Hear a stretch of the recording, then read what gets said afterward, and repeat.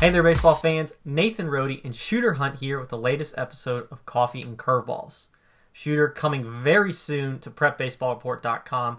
We've got the initial list of the 2023s, and today we're going to take a look at names that you need to know. Yeah, our boots on the ground, coast to coast, all across the country, been putting in a lot of work, checking out these players. Still very, very young, but in high school now, probably going to make an impact on the varsity level. Excellent. You've talked a lot about how this class is very heavy in the left-handed pitching department. At number one, the only ranking we'll reveal for now, but at number one is Thomas White, a left-hander out of Massachusetts. We saw him at the Future Games, and the upside there is blatantly obvious. Yeah, when you got long limbs like he does, 6'3", 185 pounds, low 90s fastball with feel for a changeup and a slurvy breaking ball right now. And there's a ton of right now stuff, but the projection's even more warranted for that number one spot. And it's exciting to watch him throw crossfire action from a three-quarter slot. Difficult look for hitters of any age. Thomas White, really good looking prospect. Excellent. Then out of the state of Tennessee, we've got right-hander Ethan Robinson, who you say might be the most polished pitcher in the class right now. Yeah, with feel for four pitches, including a low 90s fastball, two different breaking balls, a changeup that he can throw for strikes right now. Very projectable, 6'2", 177-pound frame. Some strength in the lower half, but there's a lot more in there. It comes out real easy for him. And, I mean, it doesn't matter who he's competing against. He's doing a great job. He mixes looks. Real polished look from the right-hander. Yeah, that's pretty impressive considering you usually reserve that word polish for guys that maybe don't have as much velo, but bringing low 90s and that polish is obviously pretty special. But Shooter, obviously, these guys are so young. Some of them are still very talented on both sides of the ball, still kind of figuring out what exactly position they'll play way down the road. Obviously, we want them to play both ways for as long as they can. But leading the charge potentially in that two-way category is Aiden Miller, who's an outfielder and right-hander from the state of Florida.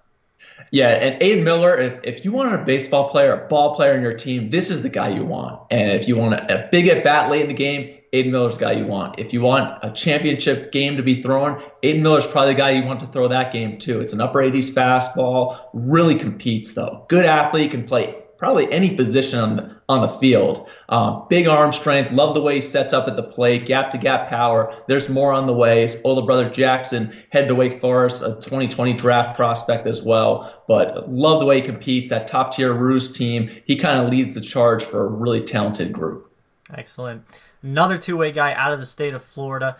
We've got a left-hander slash first baseman in Jackson Mackenzie. Oh, yeah, Mackenzie, and from Alabama, he'll be headed to Monsignor Pace this year, so big pickup down there in South Florida. But Mackenzie, you'd be hard-pressed to figure out what he's going to do more so at the next level and even beyond, because it's a power left arm with real feel for spin, but he can also swing it from the left side with big power. Jackson Mackenzie, one of the big names coming into Florida that they're going to get used to. Excellent. Moving up to the state of Georgia, we got a shortstop in Dylan Cupp. Wide-shouldered frame, lean and athletic. This guy is oozing projection. Yeah, 6'2", 165 pounds. He's going to pack on a lot more strength, but it's already an advanced setup. And you expect that out of Georgia kids. They see such great talent. They just get used to facing good pitching, and he looks like that at the plate.